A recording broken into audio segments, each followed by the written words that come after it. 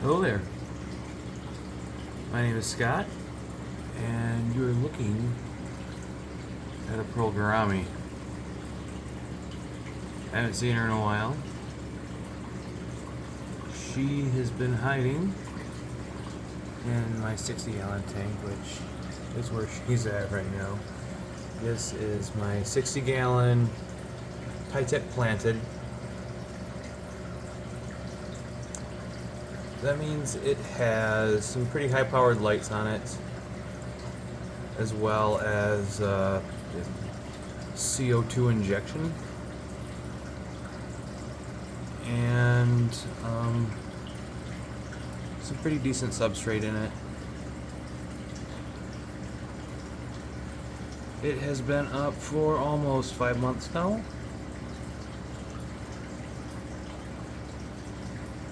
And this is kind of my second scape in it. You have to excuse the noise.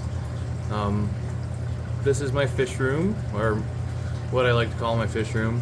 It's a basement in a small home. But I like it, right? So yeah, this is my 60-gallon planet. And on this channel I would like to just do a running video log of starting with this tank probably. There's a lot of stuff going on down in my basement. It's really fun.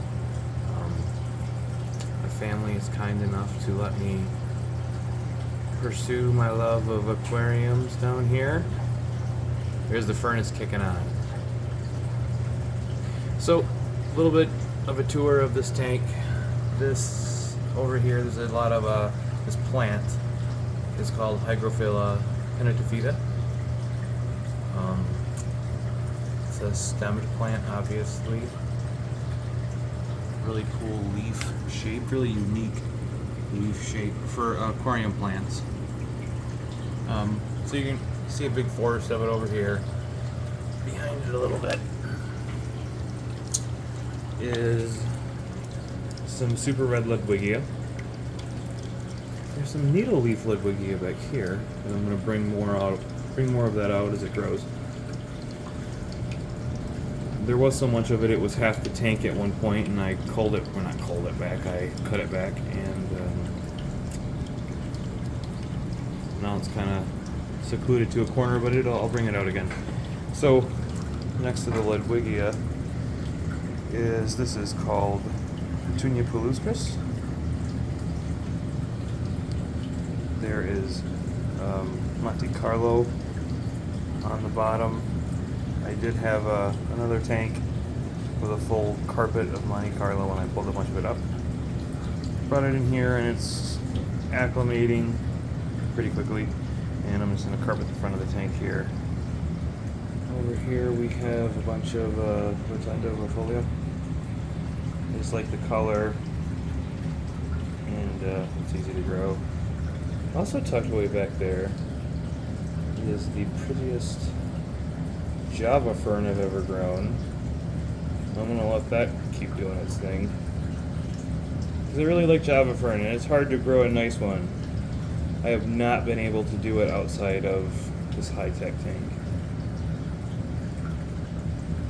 So, one thing I'd like to do with this channel is just be completely honest about my aquariums.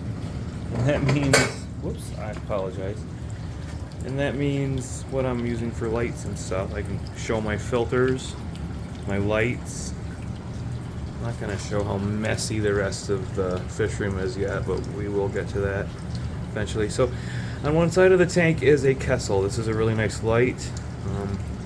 They retail for like $500. I worked at a store and was able to get one at a discount.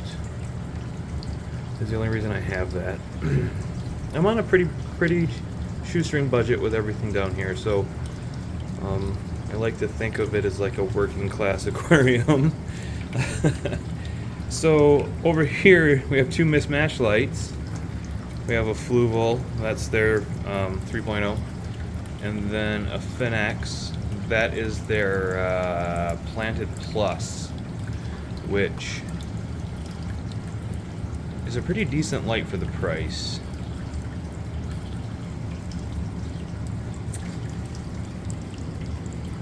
Oh, as far as filters go, there is a Seachem Tidal back here. The reason that is because the canister that was on it died, and I couldn't afford to replace it right this moment. So there's had an extra Tidal laying around, and there it is. Actually, it's doing a good job. There is a little bit more disturbance, like surface disturbance, than I would like. You can see all the bubbles and stuff, and because of that, I'm having to infuse a lot more CO2 than I normally would because, whoops, trying to talk and focus at the same time is, I'm not good at this yet. We'll figure it out though. So anyway, the more surface agitation you have, the more gas exchange you have, and when you're injecting CO2, that means you're going to lose CO2 through that gas exchange that happens with the surface agitation. So you'll notice a lot of like really fancy tanks will have basically there'll be no surface agitation at the top of the tank. You know, there's no air stones in high-tech planted tanks, and this is the reason why. And this is acting a little bit like an air stone, which is fine. You can get around it. You can even do a high-tech planted with sponge filters if you want to. There's ways around that, and I can actually talk about that kind of stuff on this channel if there's a need. Otherwise, it's just going to be for me doing a video log of what's going on down here, so I can come back and look at it in 5 years and say, oh, wow. Either I was doing a good job or, man, I sucked. So yeah, that's it. If you watched this far, then thank you. And please take care of yourself. Bye.